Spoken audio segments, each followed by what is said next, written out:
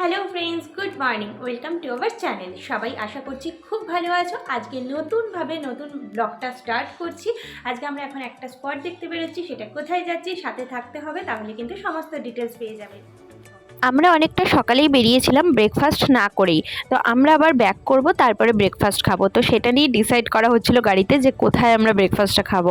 তো যথারীতি আমরা বেরিয়ে পড়েছি। চলো এখন তোমাদের সঙ্গে আবার দেখা হচ্ছে স্পটে গিয়ে।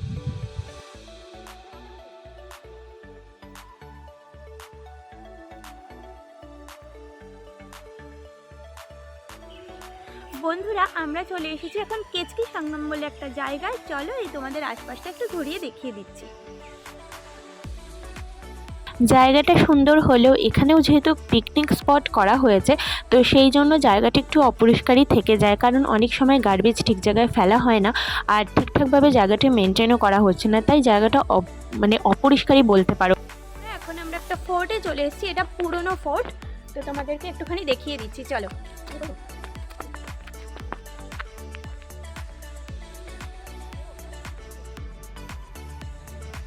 আমার কিন্তু এখানে এসে ভীষণ ভালো লেগেছে।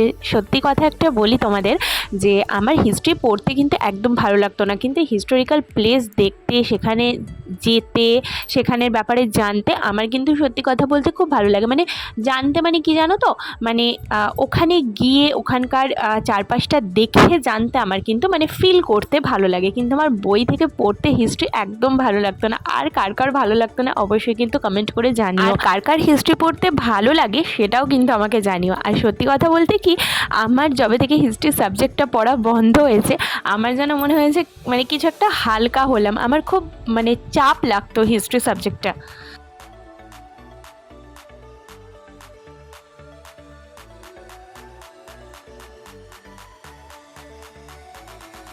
মানে রাস্তাটা না খুব একটা ভালো ছিল না, মানে এবড়ো খেবড়ো তো ছিলই, আর সাথে কিন্তু মানে খুব একটা স্লিপারি ব্যাপার ছিল। অনেকে দৌড়াদৌড়ি করছে বা খুব হালকাভাবে যাতায়াত করছে ঠিকই, কিন্তু আমার খুব ভয় লাগছিল, জানি না কেন, কারণ এখানে যদি একবার পড়ে যায় মানুষ, মানে এত পাথর ছড়ানো রয়েছে, মানে বেশ ভালোভাবেই কিন্তু ইনজিওর্ড হওয়ার চান্স রয়েছে।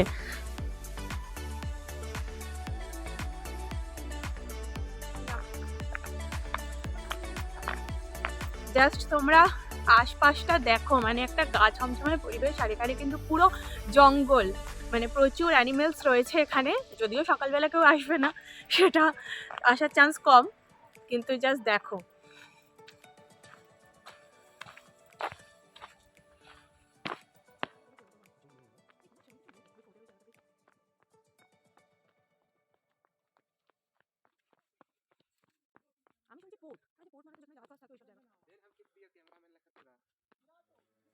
এবার তোমাদের একটা জিনিস দেখাই, যে এই যে সরু জায়গাটা দেখছো না, এই জায়গাটার নামাটা খুব রিস্কি ছিল। আমার খুব ইচ্ছে ছিল নামার, কিন্তু আমার হাজব্যান্ড বারণ করলো, কারণ যেহেতু রিস্কি প্রচণ্ড।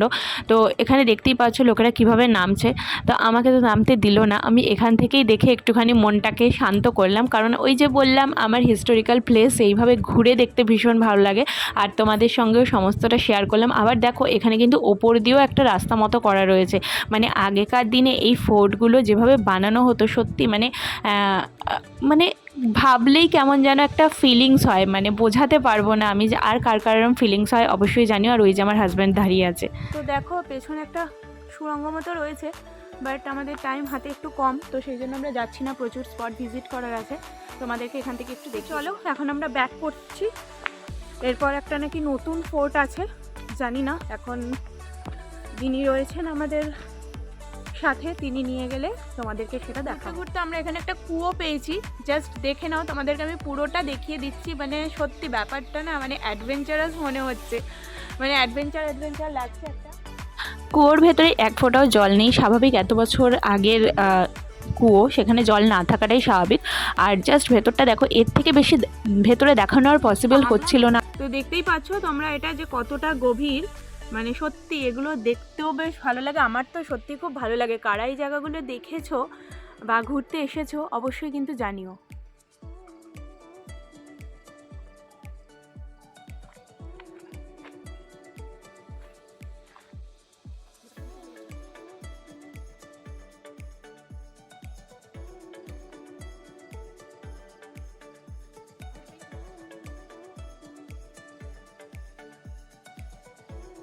পুরো ফোর্টটা বাইরে থেকে দেখতে এরকম।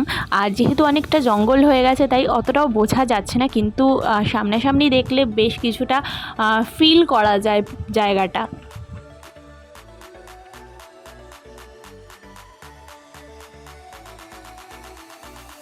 এখন আমরা যাচ্ছি নতুন ফোর্ট দেখতে, চলো সেটাও তোমাদেরকে দেখি। পুরনো ফোর্টটা বলতে পারো সমতলে ছিল, কিন্তু নতুন যে ফোর্টটা সেটা অনেকটা ওপরে উঠে তারপরে পৌঁছাতে হবে। আর সত্যি কথা বলতে এখানের রাস্তা এতটাই বাজে ছিল, মানে যেখানে পা দিচ্ছি এই জায়গাটা তো যথেষ্ট ঠিকঠাক, যেই জন্য আমি ভিডিও করতে পেরেছি, কিন্তু আর একটু ওপরে ওঠার পর যেখানেই পা দিচ্ছি না কেন পুরো মাটি না ঝুরঝুর করে পড়ছে। মানে একটু যদি অন্যমনস্ক হয়ে যায় মানুষ তাহলে পুরো স্লিপ কেটে নিচে পড়ে যাবে। আর যেভাবে পাথরগুলো উঁচু উঁচু হয়ে রয়েছে দেখতেই পাচ্ছ, আর আরেকটা পাশে খাদ ছিল, তো কোনোভাবে যদি মানুষ পড়ে যায় কী পরিমাণে যে ইনজিওর্ড হবে সেটা তো মানে ধারণারই বাইরে।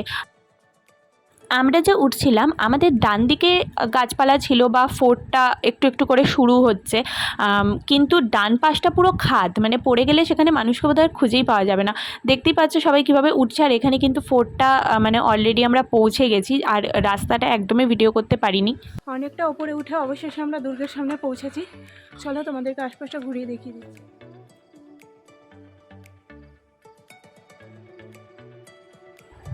আমি পালামু দুর্গ সম্বন্ধে যেটুকু জানতে পেরেছি সেটা তোমাদের সঙ্গে একটু শেয়ার করি। এটা যে বললাম যে পুরনো দুর্গটা সমতল ভূমিতে অবস্থিত, সেটা কিন্তু অনেক পুরনো দুর্গ। আর এটা কিন্তু ঝাড়খণ্ড রাজ্যের আওরাঙ্গা নদীর তীরে অবস্থিত। আর পুরনো দুর্গটা চেরো রাজবংশের আগেও ছিল, আর রাজশেল রাজবংশের রাজা সেটা তৈরি করেছিলেন। ওটা যেহেতু সমতল ভূমিতে অবস্থিত আর সেটি মূল দুর্গ, আর পার্শ্ববর্তী পাহাড়ে অবস্থিত অন্য যে আরেকটি চেরো রাজবংশের দুর্গ রয়েছে সেটা কিন্তু চেরো রাজবংশের রাজাদের জন্যই দায়ী। সমতল ভূমিতে অবস্থিত দুর্গটি 3 দিকে রয়েছে প্রতিরক্ষা আর 3টি প্রধান ফটক। আর নতুন দুর্গ যেটা রয়েছে সেটা কিন্তু রাজা মেদিনী রায় নির্মাণ করেছিলেন।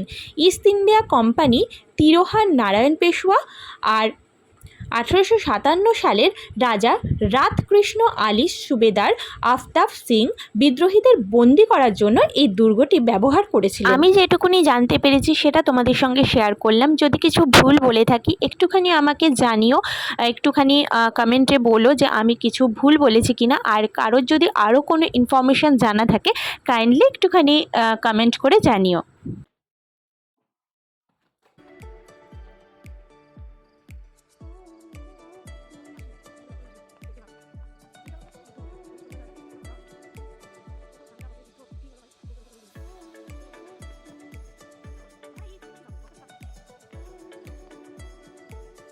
যতই হাঁটছি দুর্গ কিন্তু আর শেষ হচ্ছে না, আর যেহেতু লোকজন অনেক কম সেই জন্য আমরা আর ওখানে গেলাম না, তাই ভাবলাম যে ব্যাকে চলে আসি।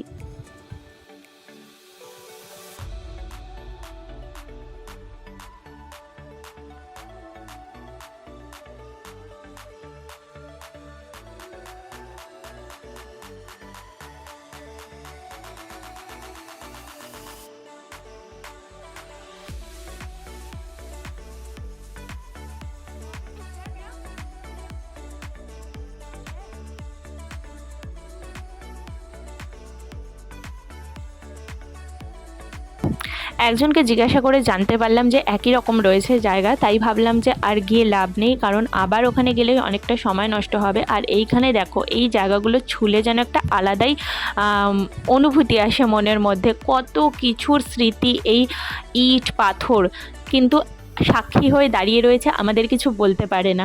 তো চলো এইটুকুনি দেখে ভাবলাম যে চলেই যাই, কারণ অনেকটা আবার যেতে হবে, তারপর অনেক স্পট দেখা বাকি আছে, তাই আবার ব্যাক করে এলাম।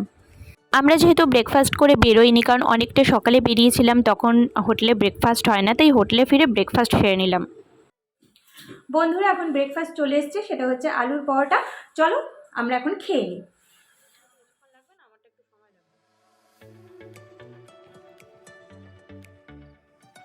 এখন চেক আউট করার টাইম হয়ে গেছে, এখন আমরা চেক আউট করছি। এবার কোন কোন স্পটে যাবো সেটা তোমাদেরকে পরে দেখাচ্ছি, অবশ্যই কিন্তু সাথে থাকবে।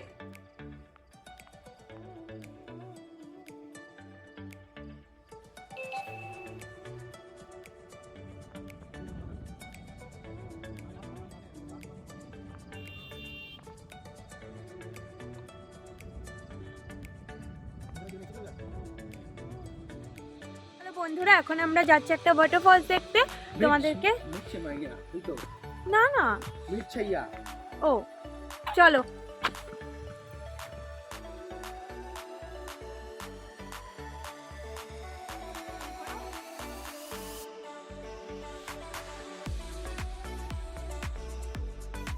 এই ব্রিজটাতে এসে কিন্তু আমি বেশ মজা পেয়েছি, আর সেটা আমাকে দেখেই বুঝতে পারছো তোমরা।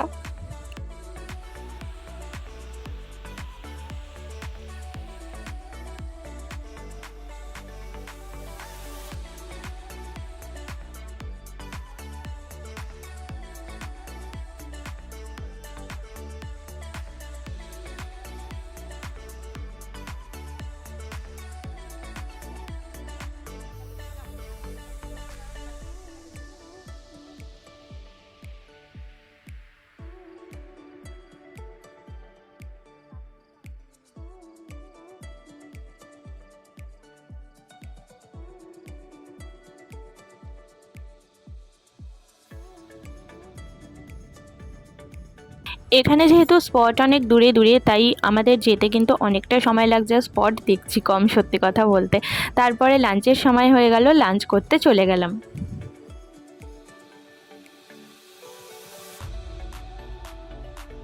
আমরা এখানে বেশিরভাগ ক্ষেত্রে থালিটাই নিচ্ছিলাম, কারণ থালিটা নিলে আমাদের ঠিকঠাক মতো খাওয়া হচ্ছিল। আর দুটো আলাদা করে ডিম নিয়েছিলাম, আর এখানে হচ্ছে ডবল ডিম করেই দেয়। তো চলো এখন খাবারটা খেয়ে নিই, তারপর তোমাদের সঙ্গে দেখা করতে আসছি।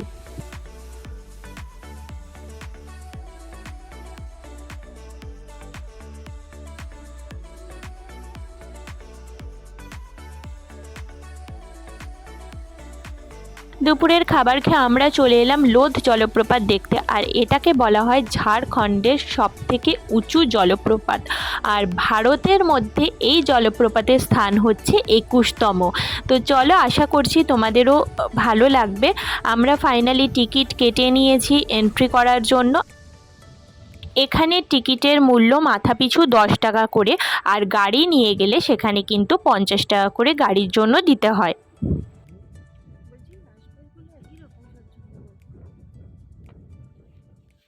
আমরা গেট দিয়ে ঢুকে পড়েছি, কিন্তু এখনও জলপ্রপাতের কাছাকাছি পৌঁছাতে পারিনি। গাড়ি নিয়ে অনেকটাই ভেতরে যেতে হয়, তো আমরা এখন ভেতরে যাচ্ছি।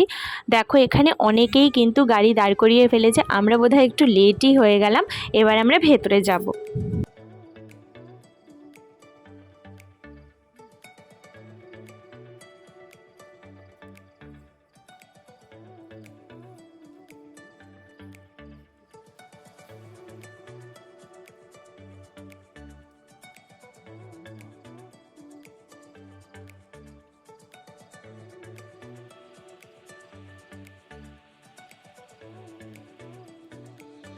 ওপরে উঠছি তো উঠছি, রাস্তা যেন আর শেষ হচ্ছে না। দেখতেই পাচ্ছ অনেকটা রাস্তা ঘুরিয়ে ঘুরিয়ে নিয়ে গেছে।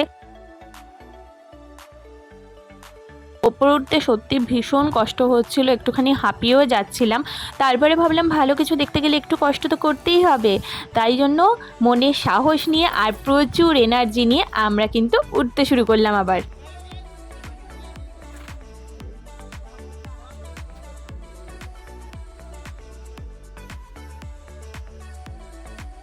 বন্ধুরা এখনও দেখো কতটা আমাদের উঠতে হবে, সত্যি আর যেন পারা যাচ্ছে না। কিন্তু আবার এত সুন্দর একটা জায়গা দেখার ইচ্ছাও কিন্তু ছাড়া যাচ্ছে না।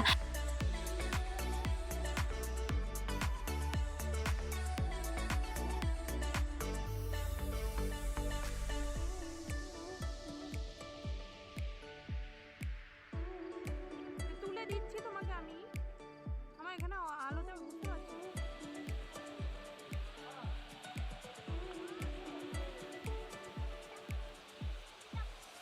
আমরা এখন চলে এসেছি ঝাড়খণ্ড রাজ্যের সব থেকে উঁচু জলপ্রপাতের কাছে, সেটা হচ্ছে লোধ জলপ্রপাত। চলো তোমাদেরকে দেখিয়ে দিই।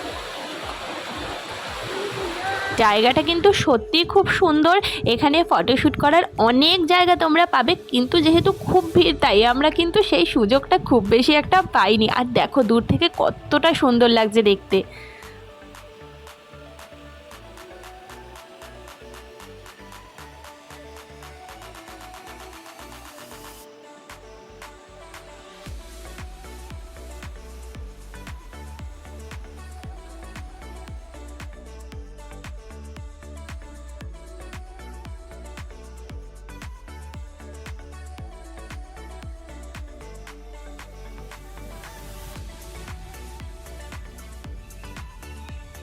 আমরা আবারও গাড়িতে উঠে পড়েছি পরের ডেস্টিনেশনে যাওয়ার জন্য। আর সত্যি কথা বলতে কি এখানে চারিপাশটা এতটা সুন্দর যে আমি কিন্তু ভিডিও করেও যেন আমার মন ভরছে না। সেই জন্য ভাবলাম যে তোমাদের সঙ্গে এই জায়গাটা একটু শেয়ার করে নিই।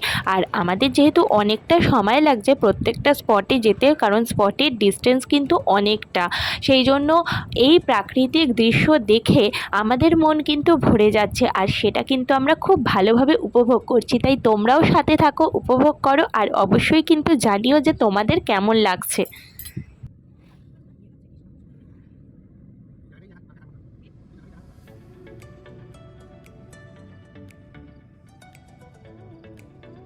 আমরা এখন একটা হাউসের সামনে এসেছি যেটা পুরো শাল কাঠ দিয়ে বানানো রয়েছে। চলো তোমাদেরকে দেখিয়ে দিচ্ছি, ভীষণ সুন্দর দেখতে।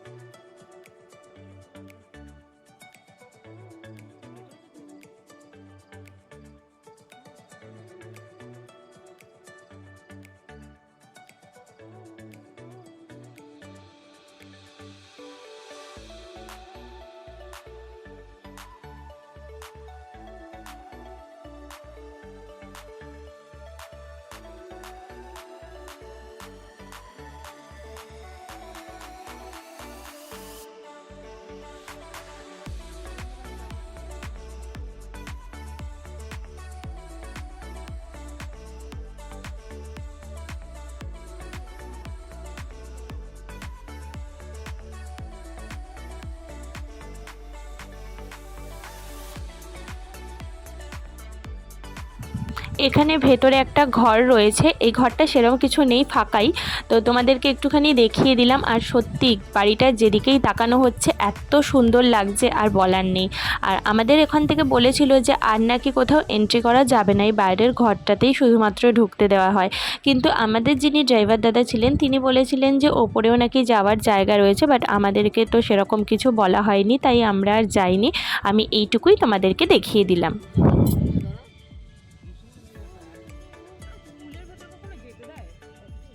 তারপর আমাদের খুব সুন্দর একটা স্কুল চোখে পড়লো, সেই স্কুল পেরিয়ে আমরা এখন যাচ্ছি পরবর্তী ডেস্টিনেশনে।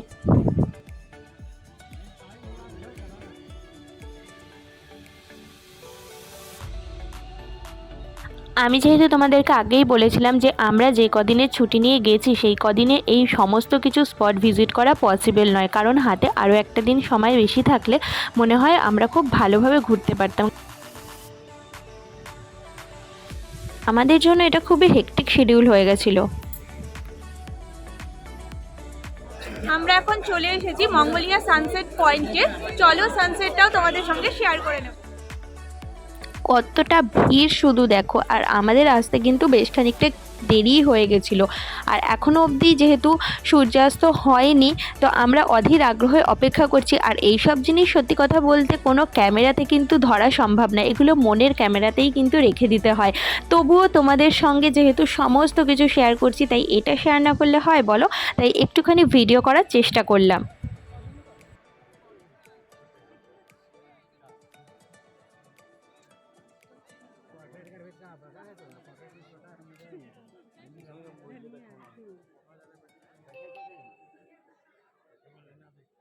गोपी मेहता अरे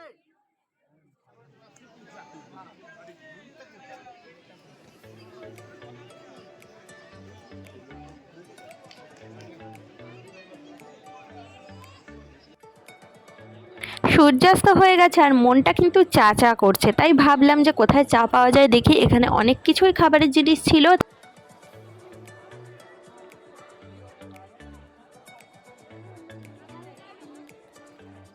এত ভিড় ছিল, চায়ের দোকানে তো বেশি ভিড়, তাই ভাবলাম আগে একটুখানি পকোড়া খেয়ে পেট পুজোটা সেরে নিই, খিদেও পেয়ে গেছিলো। আর এখানে কিন্তু পকোড়াগুলো ভালোই খেতে, কিন্তু আরেকটু মনে হয় ভাজাটা বেশি হলে ভালো হতো, আমার যেটা মনে হলো।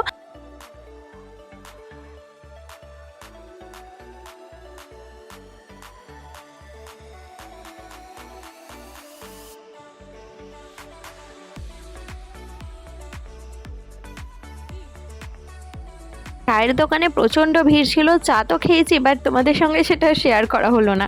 তো চলো, এখন দেখতেই পাচ্ছ কী পরিমাণে অন্ধকার হয়ে গেছে, এখন হোটেলে ফেরার পালা, কারণ সারাদিন প্রচুর টায়ার্ড ছিলাম আর এখানে কিন্তু ঠান্ডাটা বেশ ভালো। এখন আমরা হোটেলে চলে এসেছি, এখানে রুমটাও কিন্তু ঠিকঠাকই ছিল, আমার বেশ ভালোই লেগেছে আর বেশ পরিষ্কার ছিল। দেখিয়ে দিই তোমাদের রুমটা।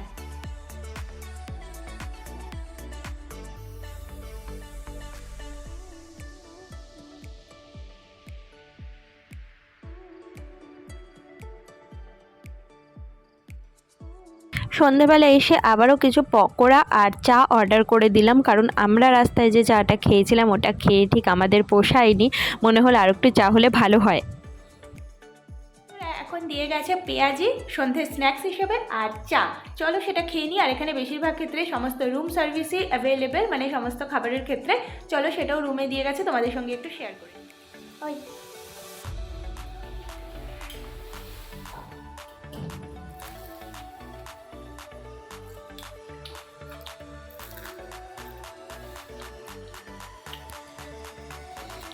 বন্ধুরা, এখন মোটামুটি এখানে ভালোই ঠান্ডা আছে, 9টা বাজে। তোমাদেরকে একটুখানি দেখিয়ে দিই, আশেপাশে একটু হাঁটতে বেরিয়েছি আমরা। চলো, একটু অন্ধকার অন্ধকার আছে, এখানে ইলেকট্রিসিটির একটু প্রবলেম।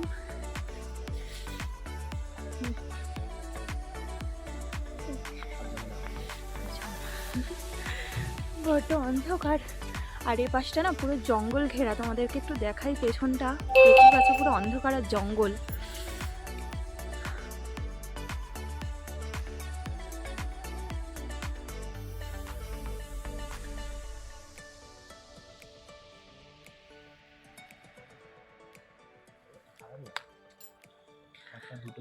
বেশ ভালোই কিন্তু ঠান্ডা, আমাদের অবস্থা দেখে বুঝতেই পারছো।